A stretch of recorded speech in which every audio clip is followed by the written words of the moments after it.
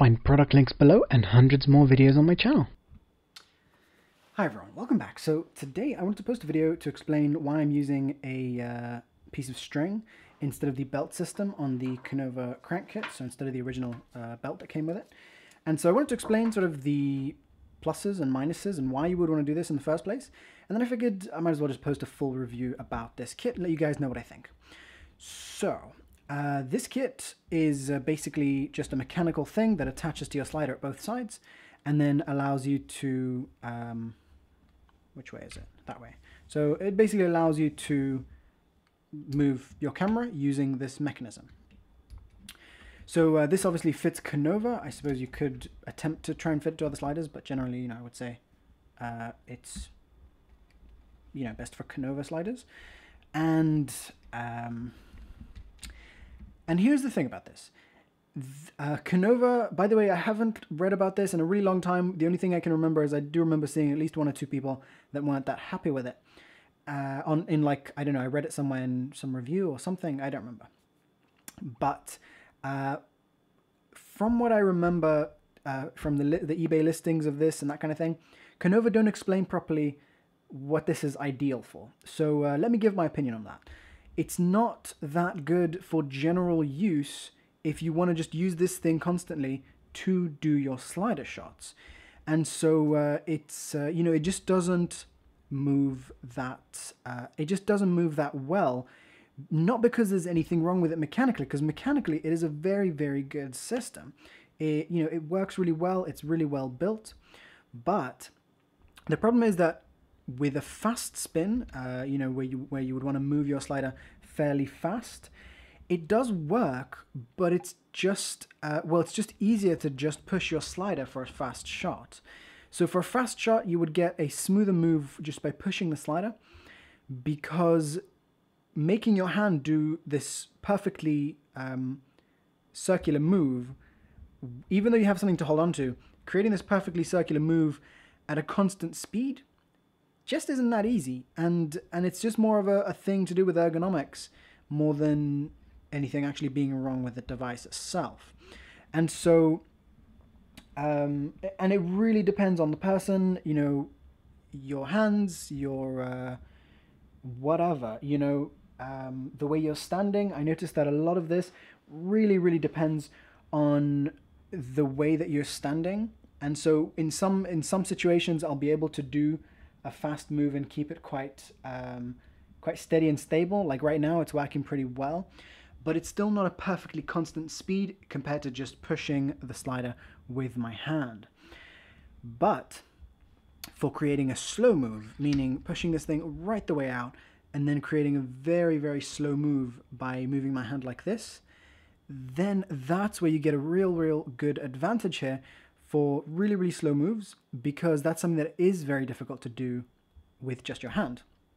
So that's my opinion about this. My opinion is that it's great for adding really slow moves that you otherwise would have, a much harder time doing a very nice, super slow move. That with this is actually really nice and easy to do when you have this all the way out. So just what I would say is have it all the way out, use it for slow moves, and then it's really great. It's actually a really awesome thing, and it's not super cheap. I bought this ages ago, so I don't remember the price exactly. It's like £110 for one of the larger ones, something like that. I'm sorry that I don't remember the price, but £100+. So it's not super cheap, but it does add a lot of value to your shots if you want really slow moves, which can look great, and it does add, a slow, very subtle shot can be very important. If a shot is too fast, you're either going to run out of slider before whatever's happening in front of your camera is done, like your scene is finished or whatever the shot that you want to do is finished. Or if your movement is too fast, it just sometimes doesn't work for the scene. Or sometimes it's too noticeable that the camera is moving. So sometimes you do want it really subtle. And so that's where, for me, this works great. However, I don't use it like this. I use it like this. Let me see if you can see that. There we are. So I use it like this. I've connected a big 2.5 kilogram weight. You could use less, but I mean, it really depends on how you set this up. I found that 2.5 kilograms works great. And what you can also do is you can remove the silver thing that's normally right there. You can remove that and then put a little bit of tape instead of it in order to prevent the bearings from moving. And so just put a tiny piece of like electrical tape or something in there. Let me see if you can see that. Right there. And then that will make your whatever weight you put on there have even more force against your move. And so I've already explained what this does, and I've already sort of shown examples from this and sort of shown. So, you know, check out the video below for a full example. But basically what this does is this, first of all, gives you a much better place to actually do a slow move from here, because you can just place your finger on it and do that move, and you have that weight moving along with your hand. Then you can actually do a slow or faster move with it from here that actually is easier to do and nicer than just using the crank kit. So basically the piece that you're removing is this piece, and then attaching that. And attaching this will really depend on the pieces that you have available. It's a DIY thing. You just have to find a way to connect whatever size weight you have to the bolt that is sticking out of there. So a bolt is sticking out there. It's not that long, which doesn't make it that easy to find parts to make this fit. But I have found 3 different ways of connecting things to this based on the different weights that I tried. So just using various little connecty parts. So, by the way, that is not the technical term, connecty parts. So, for me, this thing stays in the cupboard and never gets used. And that weight, together with the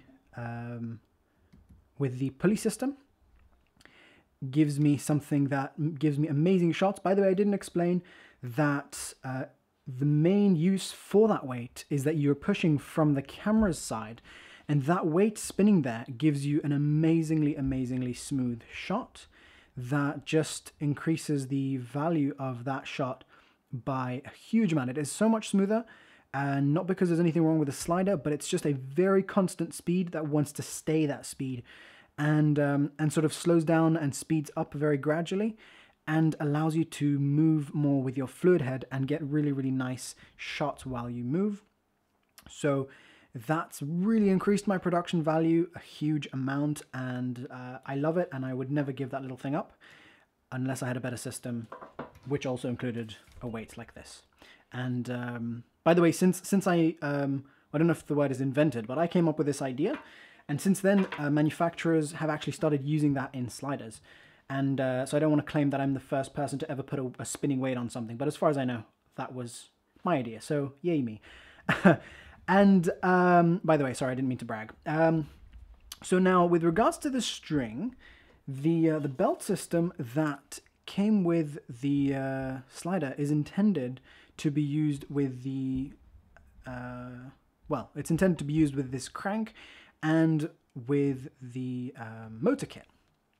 And this belt is just a little too hard, and I don't know whether it's the spacing or whatever it is on here. The belt just isn't ideal for working. It works fine with this, it works fine with the motor, but it's just not that good with the weight system.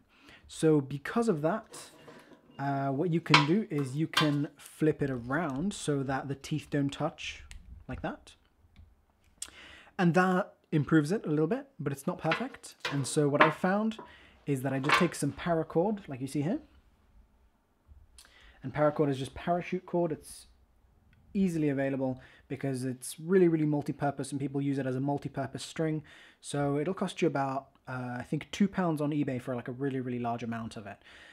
Like way more than you need here. So what I have here, I just have 2 of them going around in a big loop, and connected at the center where it connects to the camera's carriage, the thing that sits under the camera. So over here I just have 2 loops, but actually I would put more than that, except I didn't have this long enough. So the only reason it's got multiple ones going round is just because that gives you more grip onto that little circle. Because as you can see, this thing, even if I hold the string, it doesn't have as much grip as it does if you had like those gears gripping into that. So that's why I'm using more pieces of string for better grip, because it's just more surface area touching that little connection there. And so basically, one thing that you want to do if you use something like this is you want to just play around with the tension and find out how tight you want to have it in order to be able to move your camera, because if it's too tight, it will actually put a bit too much pressure and cause a bit of friction, which is, it's still fine, it still works. But if it's too loose, then nothing will happen. So I just find that just somewhere in the middle, it's not that sort of picky about what it wants. You just sort of place it there and it works. But you just need to know that you don't want to push it far too hard or far too loose.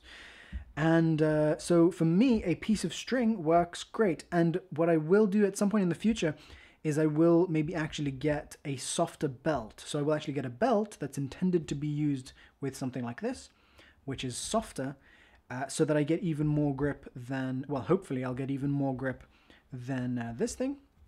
But for now, this string is enough grip. It's working for me. It's working fine.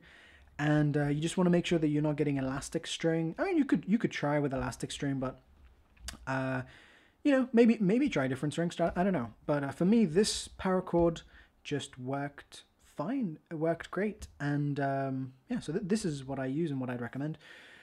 So thanks for watching. I hope this hasn't been too long, and I hope you enjoyed my review on the crank kit. And yeah, in my opinion, when used correctly, meaning when you DIY it a little bit, then it's an amazing tool. And just straight out of the factory, it can still be very nice for getting very slow shots.